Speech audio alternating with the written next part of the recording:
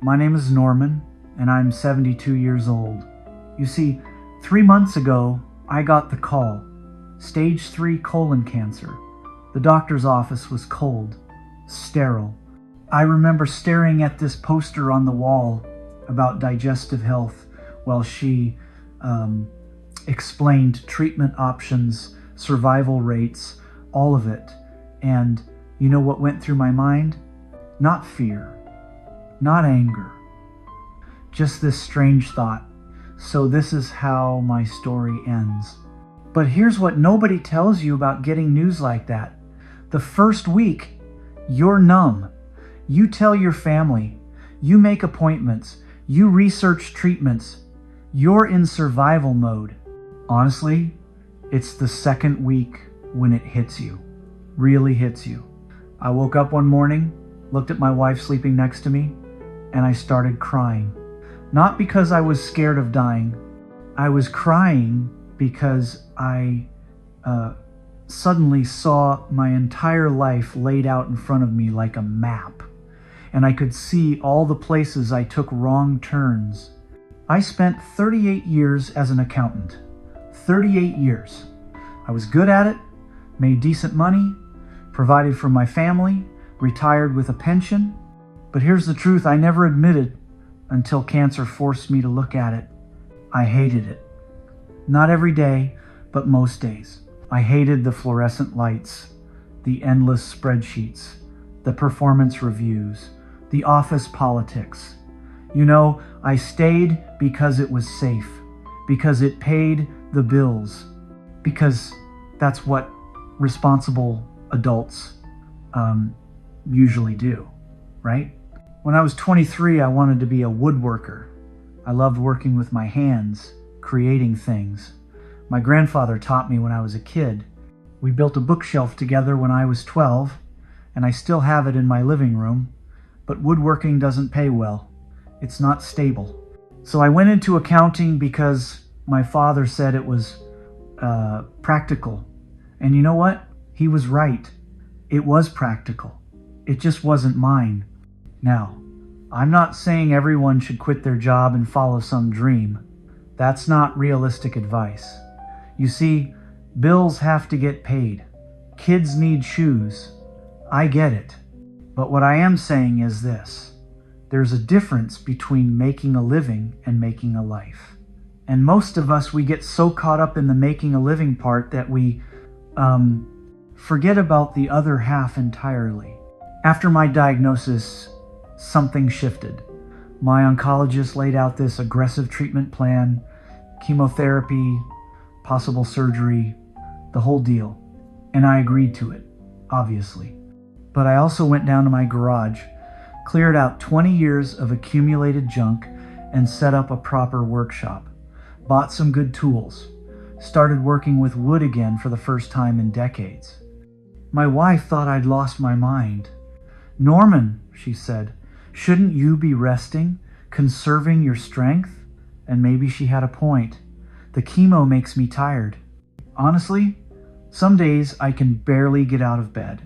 But on the days I can work, even just for an hour or two, I feel more alive than I have in years. Last week I finished a jewelry box for my granddaughter. Walnut with maple inlays.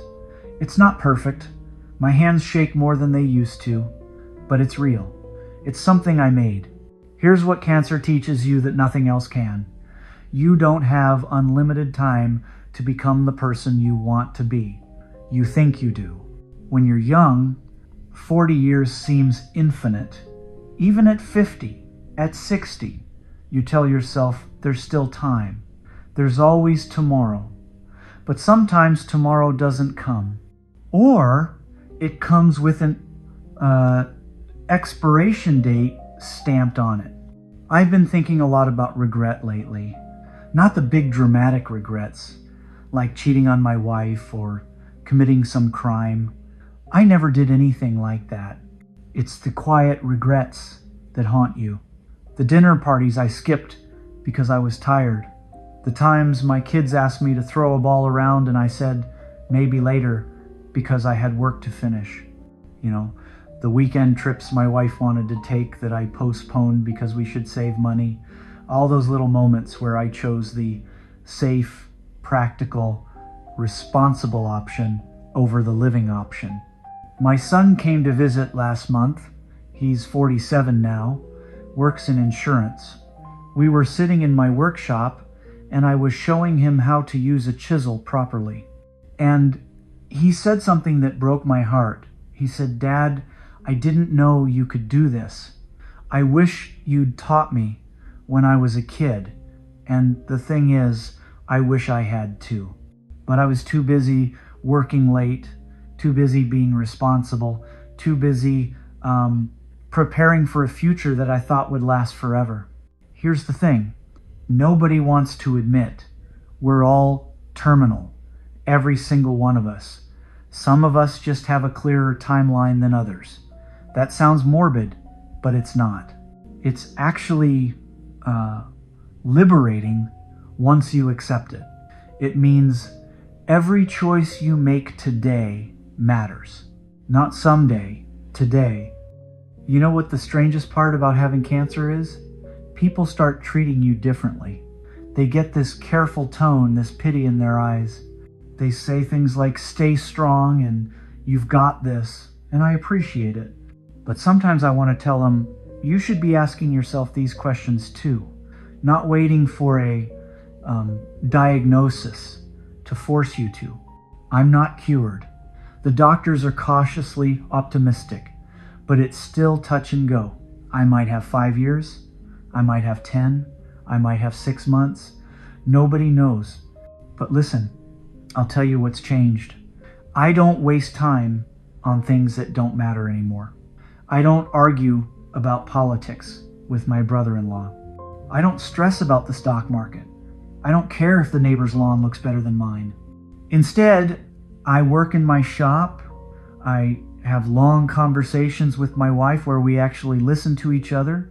I call my kids not to give advice, but just to hear their voices. I teach my granddaughter how to sand wood properly, how to feel the grain, how to be patient with your hands. You see, these are small things. They won't change the world, but they're changing my world, and that's all I've got.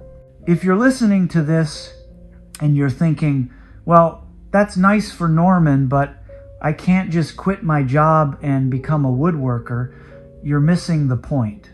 I'm telling you to look at your life, really look at it, and ask yourself, am I living or am I just existing? There's this moment in chemotherapy about 2 hours in where the drugs really start hitting your system. Your mouth gets this metallic taste, your body feels heavy, and in those moments, I don't think about my career or my retirement account. I think about my wife's laugh. I think about the smell of sawdust. I think about my daughter falling asleep on my shoulder during a car ride. Honestly, these are the things that matter. Everything else is just noise. You might be watching this and thinking I'm being dramatic because I'm sick. Maybe you're right, but I don't think so. I think I'm finally being honest in a way I never let myself be before. For 72 years, I played by the rules. I did what was expected. I was a good employee, a good husband, a good father, but I wasn't always good to myself. I didn't honor the things that made me who I really am.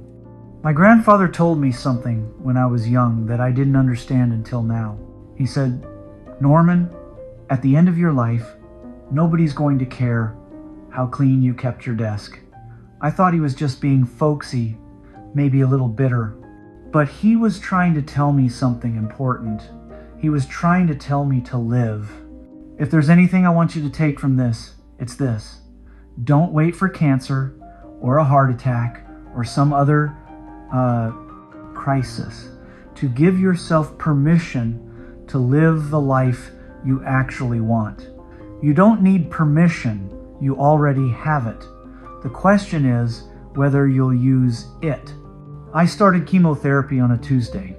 On that Saturday, despite feeling terrible, I went down to my shop and started a new project, a chess set hand-carved for my son. Will I finish it? I don't know, but I'm going to try, because trying is what matters. Showing up for the things that make you feel human is what matters. Some of you watching this are in jobs you hate.